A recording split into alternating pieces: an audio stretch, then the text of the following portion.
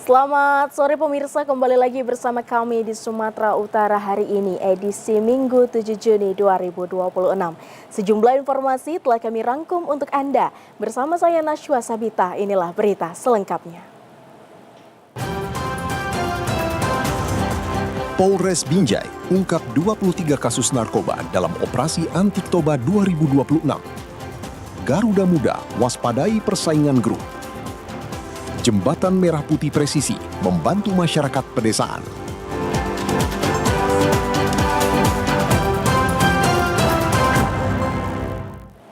Pemirsa, kita di berita pertama, Polres Binjai berhasil mengungkap 23 kasus tindak pidana narkotika selama pelaksanaan operasi Antik Toba 2026 yang berlangsung selama 20 hari mulai 13 Mei hingga 2 Juni 2026 lalu. Hasil operasi tersebut disampaikan Wakapolres Binjai Kompol Sofyan Helmi Nasution, didampingi Kasat Narkoba AKP Ismail Pane dalam konferensi pers di Mapolres Binjai.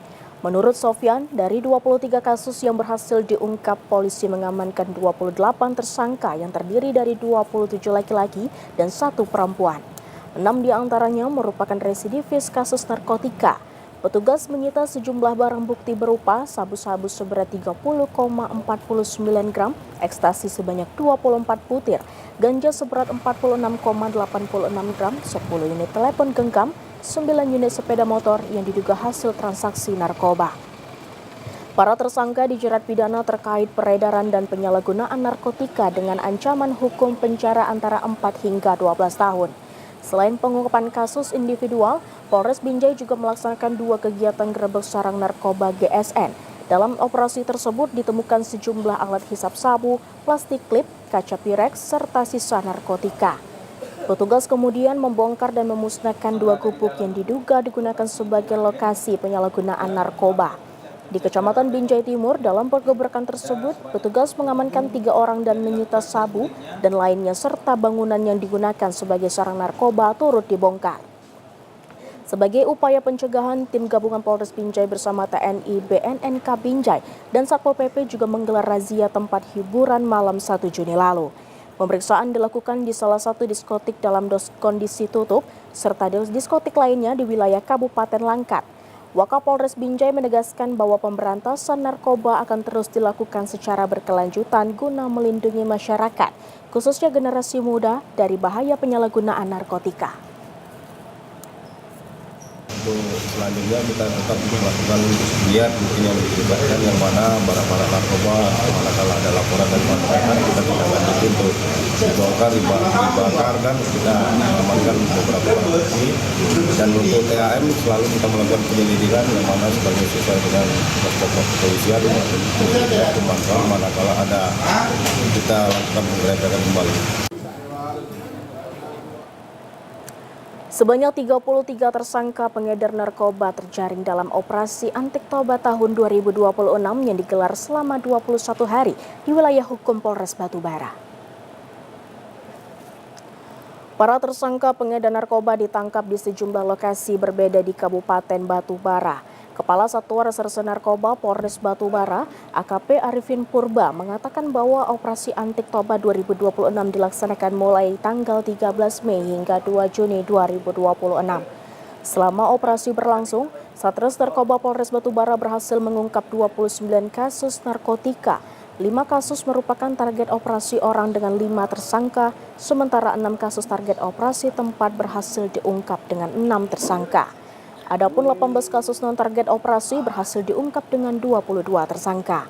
Secara keseluruhan, Polres Batubara berhasil mengamankan barang bukti berupa sabu seberat 141,51 gram, 11 butir pil ekstasi, dan 1 rokok elektrik mengandung obat bius etomidat.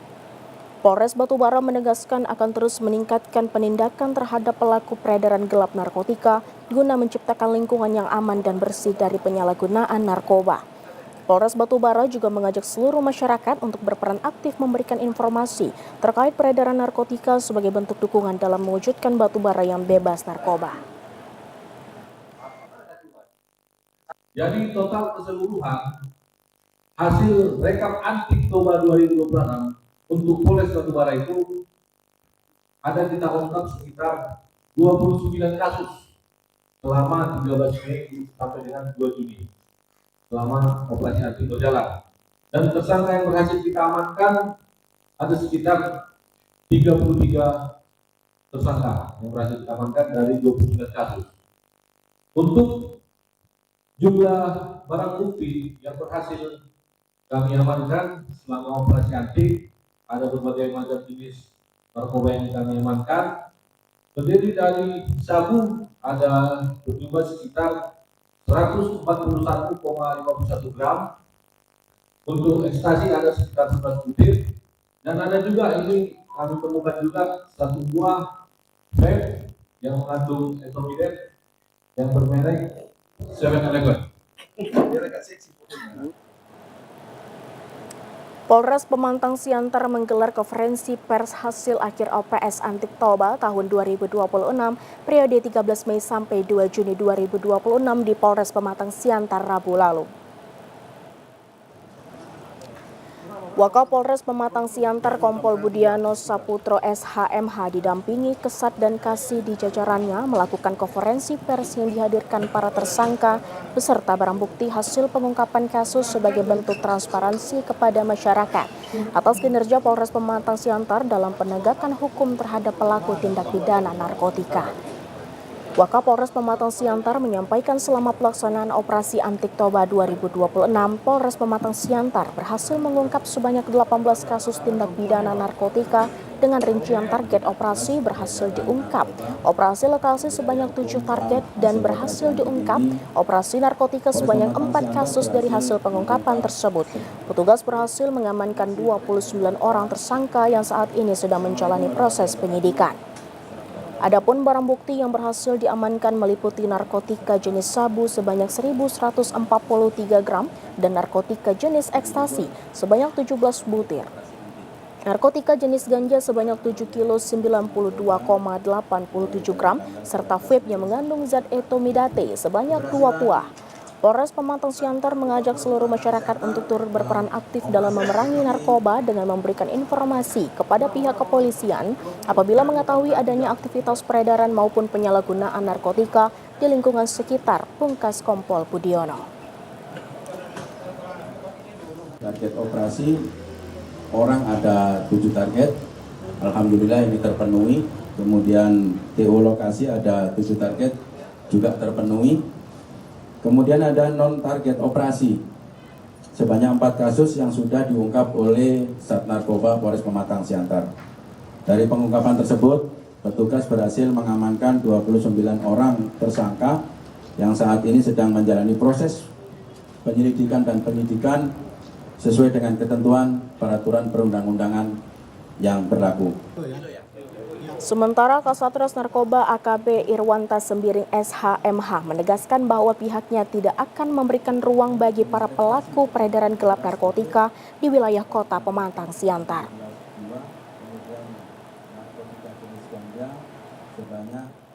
Kalau pengakuan tersangka dia mengatakan masih sekali, tapi setelah kita interogasi tersangka ini sudah residipis sebanyak 4 kali, tapi bukan narkoba dan narkoba sekali. Ini yang kedua, penganiayaan, ada pencurian. Polres Pematang Siantar akan terus melakukan tindakan tegas dan terukur terhadap setiap bentuk peredaran serta penyalahgunaan narkoba demi menjaga keamanan dan keselamatan masyarakat. Pemirsa, hujan deras disertai angin kencang melanda wilayah kota Medan selama 2 hari. Akibatnya ratusan rumah terendam banjir dengan ketinggian 80 hingga 150 cm. Dari pantauan tim liputan TVRI di sejumlah kecamatan terdampak banjir antara lain Medan Johor, Selayang, Medan Martubung, dan Medan Maimun 2 hari yang lalu. Menurut salah seorang warga, Angga yang berdomisili di kompleks sekitar Martubung mengatakan hujan selama 2 hari mengakibatkan ruas jalan menuju rumahnya mengalami kebanjiran sehingga ia tidak dapat ke kantor karena tidak bisa keluar rumah. Selama 3 hari, genangan air juga cukup signifikan sehingga ratusan rumah terdampak banjir di kompleks tersebut. Sebagian warga memilih mengungsi karena kondisi air yang naik cukup cepat pada malam hari hingga dini hari. Apalagi rumah di daerah sekitar tidak ada yang berlantai 2 sehingga warga hanya bisa pasrah di dalam rumah. Warga berharap agar Kota Medan terbebas dari banjir dengan memperbaiki drainase di sekitar rumah yang sehingga ketika hujan turun rumah tidak mengalami kebanjiran lagi.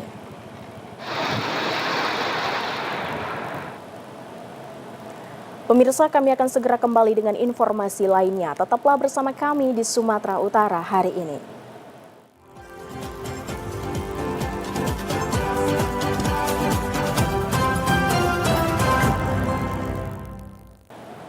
Kepala SD Negeri 1068110 Sampali, Deli Serdang, Hidayat mengapresiasi perhatian Kepala Badan Bahasa Kemendikdasmen, Hafiz Muhsin dalam memperkuat literasi dan pembinaan kebahasaan di sekolah.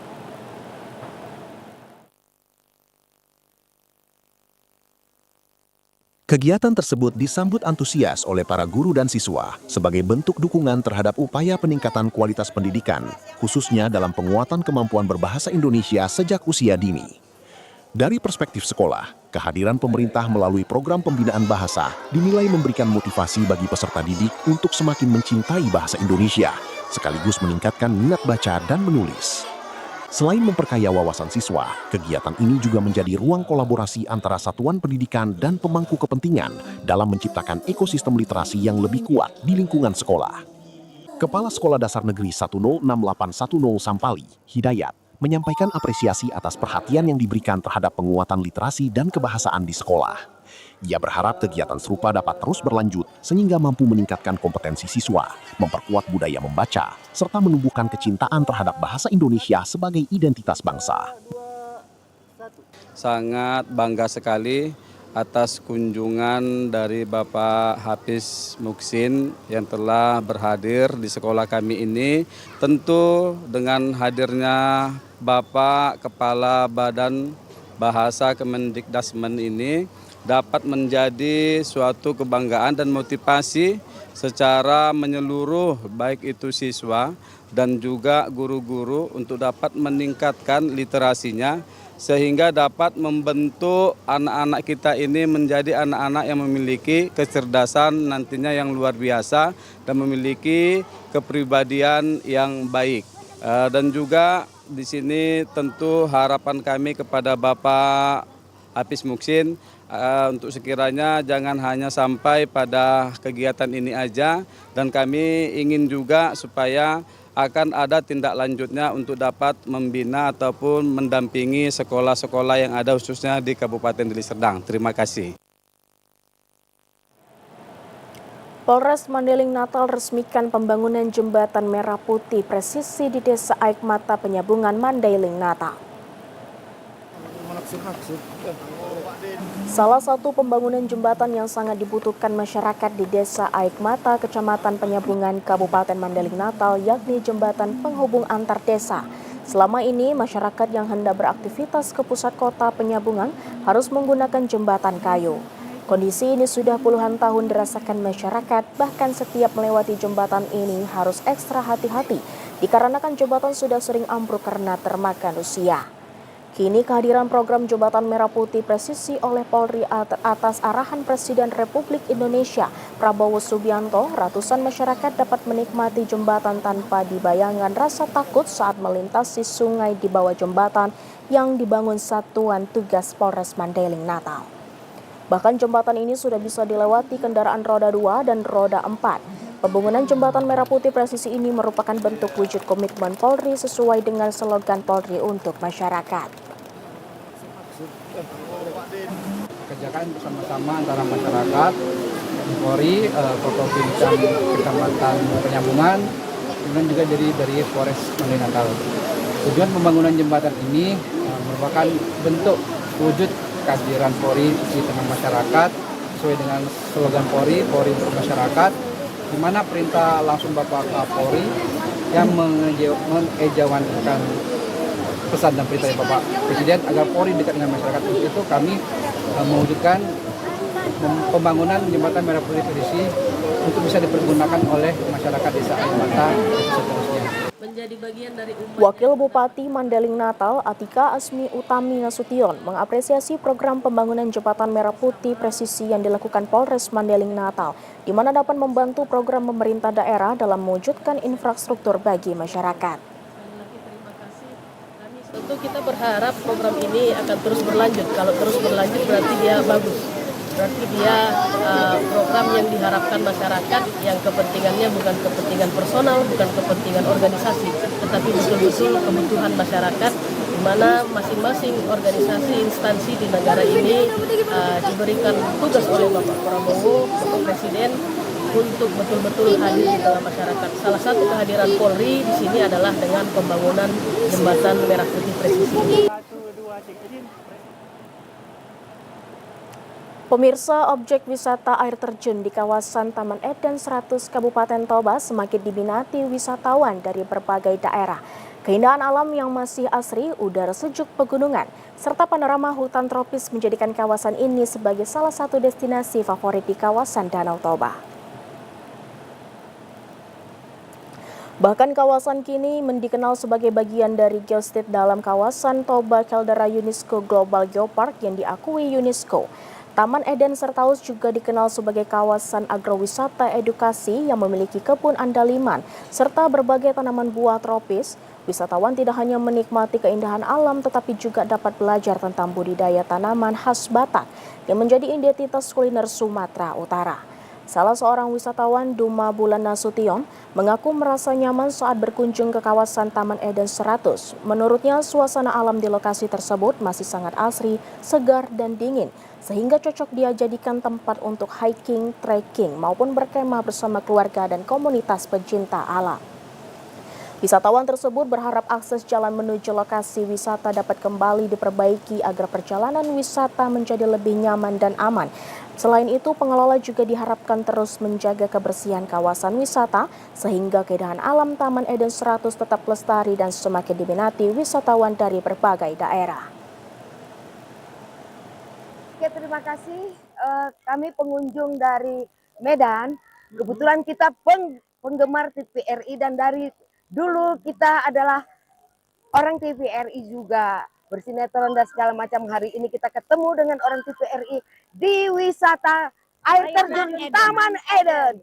So nice banget tuh Taman Eden ini. Keren. Harapan kita ke depannya semoga lebih diperbaiki lagi jalannya supaya mobil kami itu mulus, bagus jalannya, dan lebih dipercantik lagi, ada tenda-tenda camping-camping supaya kita bisa camping di sini, sudah bisa berhiking kita. So good. Sementara itu, di sekitar kawasan wisata, pengunjung juga dapat menikmati berbagai pilihan kafe dan resto dengan panorama Danau Toba yang menambah kenyamanan perjalanan wisata. Selain menikmati pesona air terjun dan wisata alam, para pengunjung juga dapat menemukan berbagai produk UMKM lokal khas Toba yang dipasarkan di kawasan wisata tersebut. Produk-produk unggulan seperti kosmetik berbahan andaliman, pupuk andaliman kemasan, kopi rasa andaliman, madu asli dalam kemasan, hingga aneka buah-buahan segar menjadi daya tarik tersendiri bagi wisatawan untuk dijadikan oleh-oleh khas kawasan Danau Toba. Pemirsa, kami akan segera kembali dengan informasi lainnya. Tetaplah bersama kami di Sumatera Utara hari ini.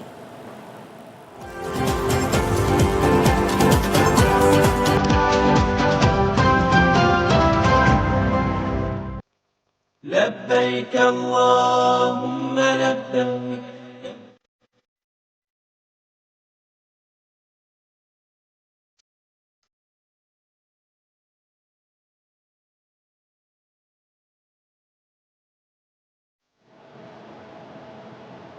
Pemirsa, Kepala Daerah Kerja Makkah, petugas penyelenggara ibadah haji PPIH Arab Saudi, Ihsan Faisal memastikan tidak ada jamaah haji Indonesia yang menjadi korban kebakaran salah satu tower di Al-Hidayah, wilayah Aziziyah, Makkah, Arab Saudi.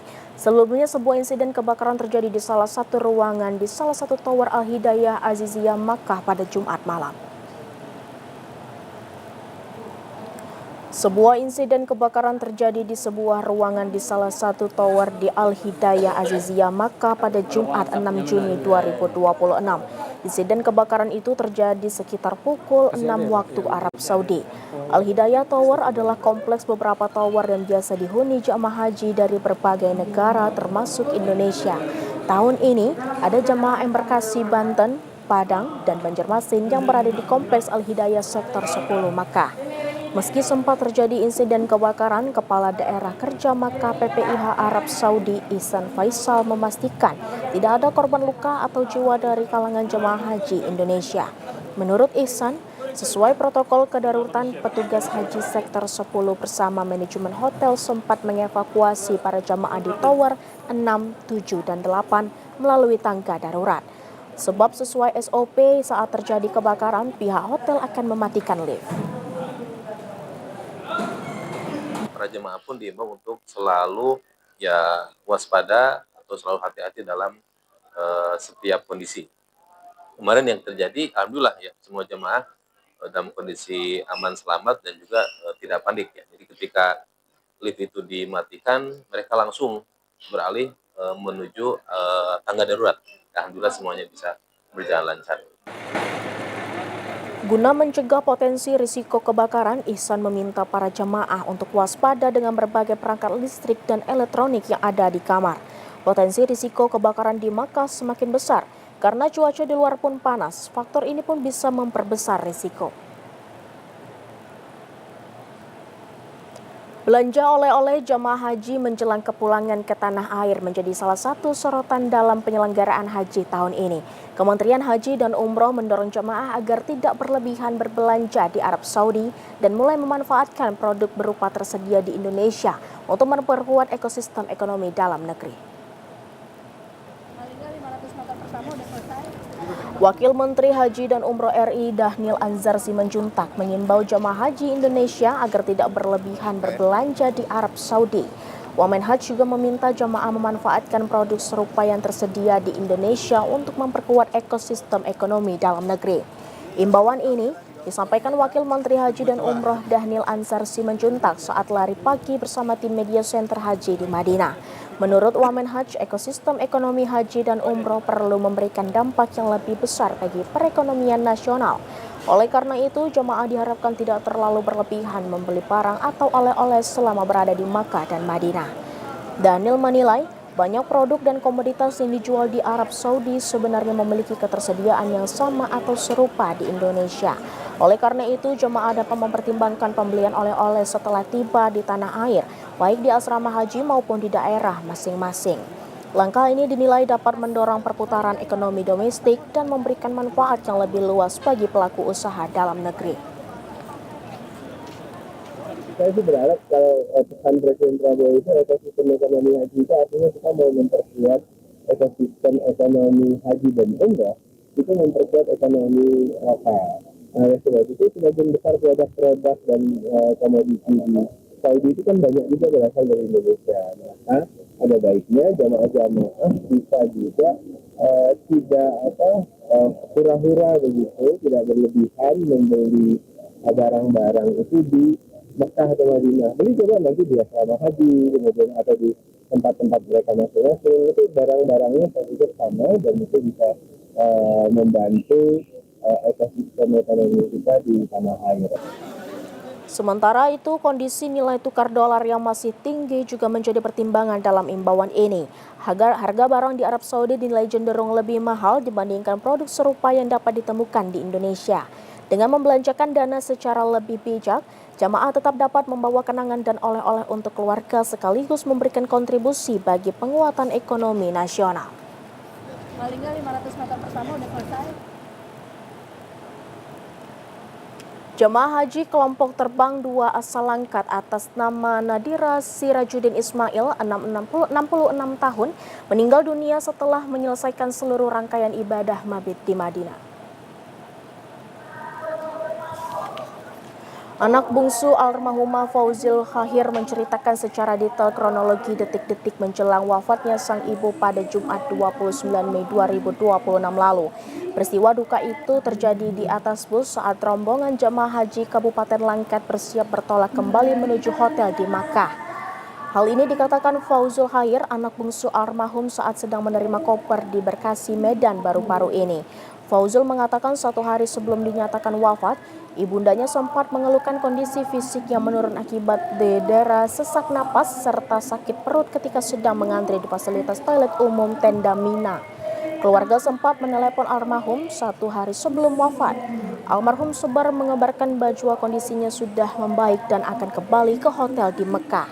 Namun takdir berkata lain ketika almarhumah Nadira mulai melangkah menaiki tangga bus dan berhasil tiba di bagian dalam kabin, tubuhnya mendadak lemas dan langsung tidak sadarkan diri dan dibawa ke rumah sakit Minal El Wadi, Arab Saudi.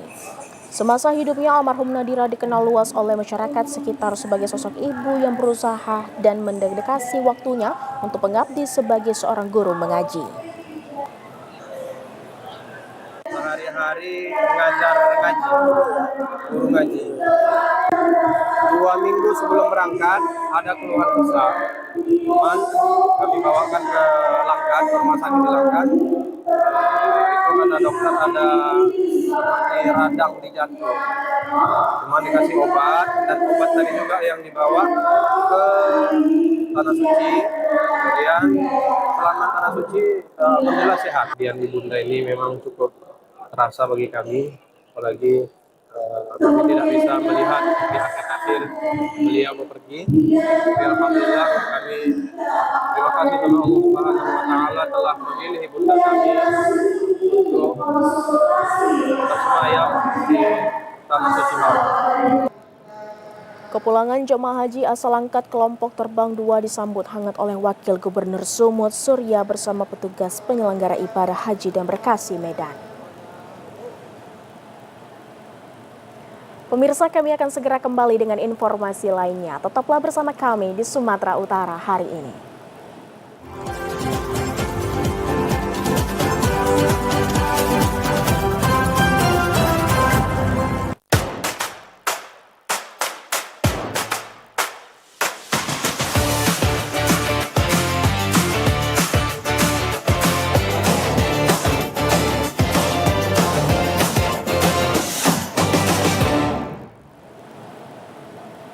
Pemirsa, Timnas Indonesia U19 berada dalam persaingan ketat pada fase grup Piala AFF U19 2026 meski berhasil meraih hasil positif pada 2 laga awal.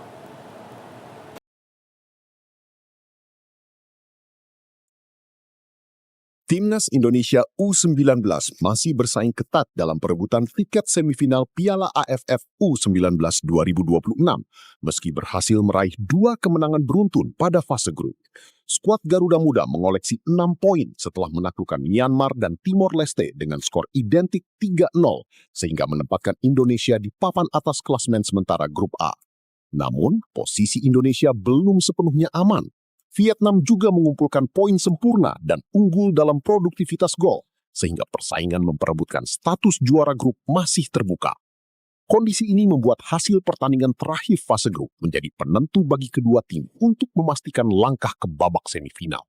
Dengan regulasi turnamen yang hanya meloloskan juara grup serta 1 runner-up terbaik, setiap poin dan selisih gol menjadi faktor krusial. Meski demikian, peluang Timnas Indonesia U19 untuk melaju ke semifinal tetap terbuka lebar.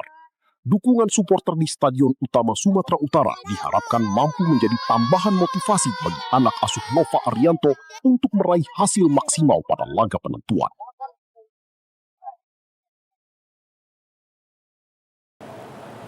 Pemirsa, tim nasional Thailand U19 kembali berhasil mengamankan 3 poin saat melawan Singapura dalam laga lanjutan grup B ASEAN 19 Boys Championship atau Piala AFF U19 2026.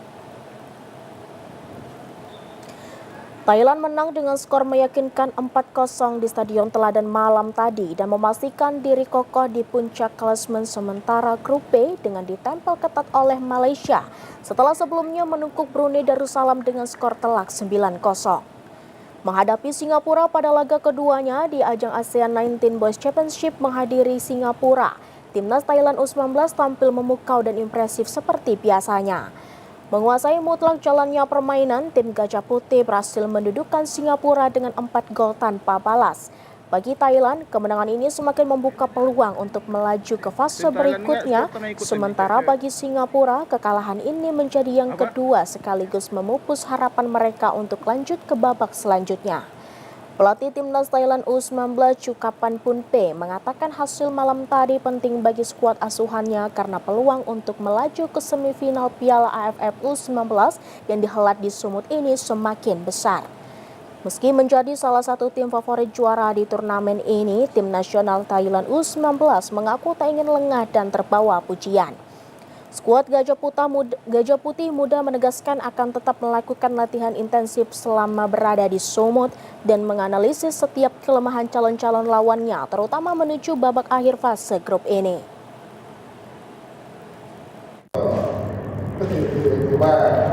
ทำได้ตามเป้าหมายนะครับก็ขอชื่นชมน้องๆนะครับที่ทำได้ตามเป้าหมายนะครับแต่แค่ว่าในบางครั้งหรือบางอาการนะครับที่น้องๆทำได้ไม่ดีนะครับยังไม่โฟกัสตลอด100%นะครับอยากให้น้องๆต้องโฟกัสมาก Thailand akan bertemu menghadapi Malaysia U19 dalam laga pamungkas grup B pada Senin mendatang, serta memperebutkan siapa yang bakal lolos ke semifinal ASEAN 19 Boys Championship 2026 kali ini.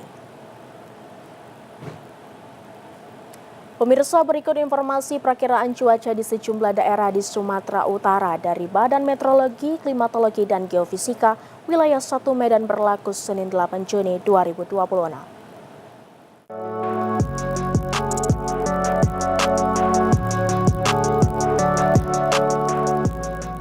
Halo Sobat BMKG, kembali bersama saya Budi Hutasoid. Perakiraan BMKG wilayah 1 Medan akan memberikan informasi perakiraan cuaca untuk esok hari Senin 8 Juni 2026 di wilayah Sumatera Utara. Pada pagi hari diperkirakan berpotensi terjadi hujan ringan di Karo, Dairi, Simalungun, Serdang Bedagai, Asahan, Labuan Batu Utara. Pada siang dan sore hari masih berpotensi hujan ringan di sebagian besar wilayah Sumatera Utara. Pada malam hari diperkirakan berpotensi hujan ringan di wilayah Simalungun, Toba, Pakpak Barat, Tapanuli Utara, Tapanuli Selatan, Umbangan Sundutan, Dairi, Karo, Pakpak Barat, dan sekitarnya. Pada dini hari hujan ringan terjadi di Kepulauan Nias, Padang Lawas Utara, Asahan, Labuan Batu Utara, dan sekitarnya. Suhu udara diperkirakan 16 sampai dengan 33 derajat Celcius dengan kelembapan udara 73 sampai dengan 99%. Dan angin bertiup dari arah selatan hingga barat dengan kecepatan 4 sampai dengan 9 km per jam. Titik panas di Sumatera Utara dari pantauan tanggal 6 Juni 2026 terdapat 31 titik yang tersebar di wilayah Sumatera Utara, di antara lain Dairi, Deli Serdang, Umbangan Sundutan, Karo, Mandailing Natal, Nias, Padang Lawas Utara, Samosir, Tapanuli Selatan, Tapanuli Tengah, dan Tapanuli Utara. Demikian informasi yang dapat kami sampaikan, semoga bermanfaat dan terima kasih.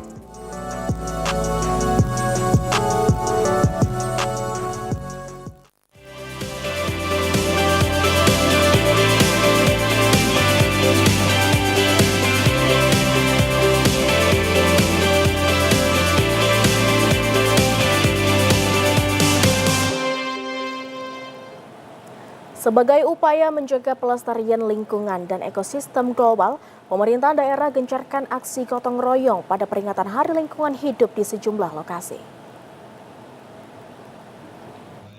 Pemerintah Kabupaten Bangka Selatan terus berkomitmen menjaga kelestarian alam dan mengurangi dampak dari perubahan iklim melalui kegiatan gotong royong dalam rangka memperingati Hari Lingkungan Hidup. Kepala Dinas Lingkungan Hidup Kabupaten Bangka Selatan Agung Prasetyo mengatakan bahwa pencemaran lingkungan yang terjadi saat ini menjadi tantangan serius yang sedang dihadapi oleh masyarakat. Dampaknya dapat mempengaruhi keberlangsungan seluruh kehidupan dan keseimbangan alam, seperti gangguan kesehatan, ekosistem global, dan memicu terjadinya perubahan iklim. Oleh karena itu, lewat aksi nyata ini, pemerintah daerah mengajak masyarakat untuk mencegah pencemaran lingkungan yang lebih besar dengan memulai kebiasaan mengelola dan memilah sampah rumah tangga. Hidup sedunia tahun 2026 ini, tema kita pada tahun ini adalah saatnya bekerja untuk iklim. Karena memang kita ketahui bersama bahwa ada 3 isu utama terkait dengan pengelolaan lingkungan yang ada di Indonesia saat ini. Yang pertama yaitu perubahan iklim, yang kedua ada turunan emisi, yang ketiga adalah polusi ataupun pencemaran. Harapan kami yaitu bagaimana kita meningkatkan kesadaran masyarakat akan pentingnya pengelolaan sampah. Karena memang sampahmu adalah tanggung jawabmu. Oleh karena itu lebih bijak dalam mengolah sampah. Karena kita mengetahui bahwa sampah ini tidak bisa kita selesaikan cuma di hilir, tapi kita butuh penanganan di hulu, tengah, dan hilir. Menurut Agung, kesadaran masyarakat dalam memilah sampah perlu ditingkatkan Dengan begitu, kesadaran masyarakat kian meningkat dan pencemaran lingkungan diminimalisir sedini mungkin. Dari Tomoali, Bangka Selatan, Swandika Ananto, TVRI Bangka Belitung melaporkan. Menteri Sosial Republik Indonesia Saifullah Yusuf menargetkan sekolah rakyat permanen di Kota Jambi mampu menerima 300 siswa. Ditargetkan kemampuan maksimal sekolah rakyat yang dapat menampung 1.000 siswa dapat terpenuhi dalam waktu 3 tahun setelah operasional. Menteri Sosial Republik Indonesia Saifullah Yusuf bersama Gubernur Jambi Al-Haris meninjau langsung progres pembangunan sekolah rakyat Kota Jambi yang berada di Kelurahan Bagan Pete, Kecamatan Alam Barajo.